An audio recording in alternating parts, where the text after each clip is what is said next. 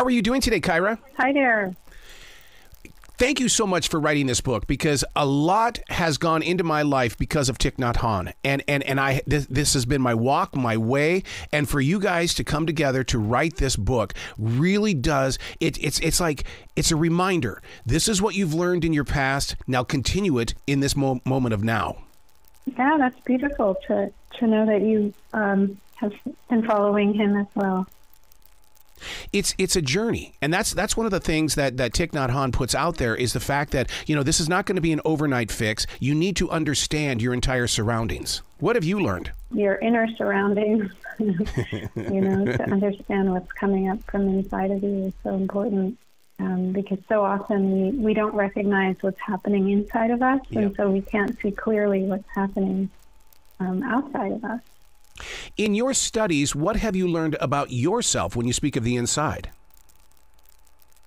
I think I have learned that there are good qualities in me, and I can become a good friend to myself, and really learn to listen to myself, and also that there is suffering in me that needs to be cared for, and that I can cultivate the capacity to care for that suffering.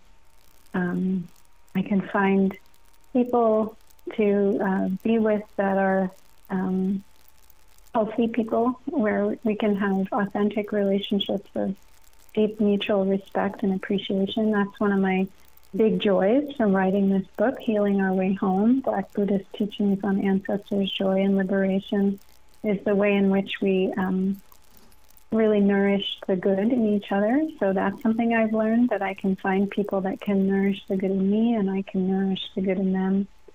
And I've learned that if I can see myself as one with the thing, with life around me, with the people, the animals, the living beings around me, then I don't have to suffer, because I can see that I am completely interconnected, and that I need to protect the life around me if I want to protect myself, and that if I deeply see that I am one with life, you know, whether it's other people or a river or a cloud, then I don't need to feel so lonely, and that gives me a lot of confidence that I can be at home wherever I am. Thich Nhat Han, you know, said that he could condense all of his many decades, 60, 70 years of teachings with one phrase: I have arrived, I am home. Yes. And so I'm learning that I can always arrive in every moment, and I can come home in every moment. Yeah, yeah. What you just shared with me, you can tell that you and I have been on the same path with Thich Nhat Han, because everything that you just said is so true. And then it's like a goal to see if you can help teach others to feel the same way, especially when it comes to learning to love all living things. That includes even a poisonous snake. You've got to learn to love all living things to find that peace. Yeah, because they are us and we are them. Yes. Yes. Yeah. Not too many people really trust in that, though, because they feel like that, well, if we are us and they are them, and we can, you know, get together, but what happens if I don't want them to feel my darker side? It's learning how to find that empowerment when you've got that darker side. Yeah, and I think everyone has, you know, suffering. You could say that darker side, that you know, that part that we don't want other people to see, that maybe we're ashamed of, or and yet as we learn to, you know, one of the things I feel has helped me the most on this spiritual path is learning to become a friend to myself. Yep.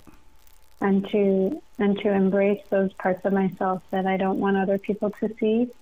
And I'm still on that path. It's not come to an end, but it's probably a lifelong path. But the more that I can befriend myself, the more I'm not afraid of those places that are painful.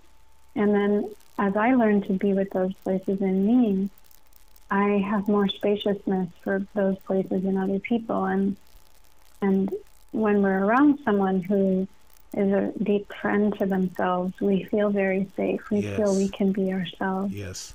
So even though what you said is so true, that we might not want to see our interconnection with others because we have these parts of ourselves that we find very difficult, we can learn to accept and love those places, and we can help other people also to accept and love those places in them.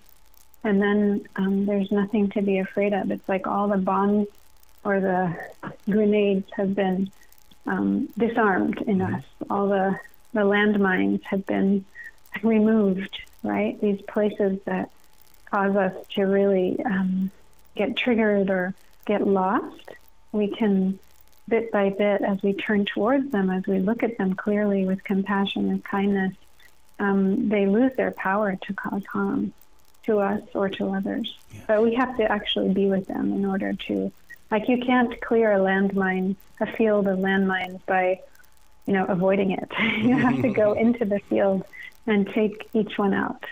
But we do that. We do that with our practice. Yeah. We see clearly, okay, I do have this, this discrimination or this judgment or this closed-mindedness, and I see it. That's a big part of the practice, is to see it. That's what we talk about in our book also, is seeing the difficulties in us and working with them very honestly, very compassionately, not avoiding them. Where the learning how to see it, where I learned how to see it was while studying Thich Nhat Han. He's invited to the United States to go to a Vietnam protest, and he sees all these people shouting and carrying banners, and he goes, I'm here to represent peace. So he walks with peace, and that was so life-changing for me, because it's like, wait a second, you can protest with peace by being peaceful and having mindfulness. Yeah, that's right. That's true peace. And if you don't have it inside of you, then even when you achieve your gains, the things that your goals, you might not be able to experience it. Yeah. Right? Because if it's not inside of you now, in every breath and every step, then even when you accomplish what you're fighting for, you may not have peace. Many times what we are fighting, if we're not very careful of how we are living, how we are seeing things, we become that very thing we're fighting. Yeah. And so it's so important that we embody peace every step of the way.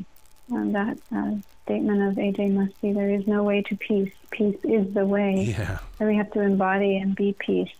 Wow. And Thai exemplified that so beautifully.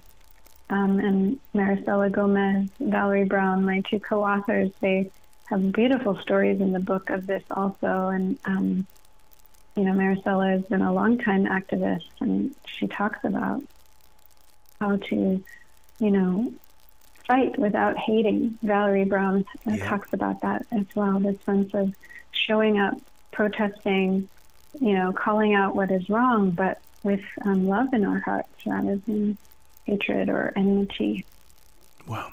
This is the first time that I've ever heard of authors preparing a music playlist to go with this. What went into that? I mean, I think that is so beautiful, because people, especially when it comes to meditation, nobody knows what kind of music to listen to, and it's one of those things where you can't just walk up to somebody and say, "How do you do it?" What you're doing is you're showing us how to do it. You're inviting us to participate. Yeah, yeah.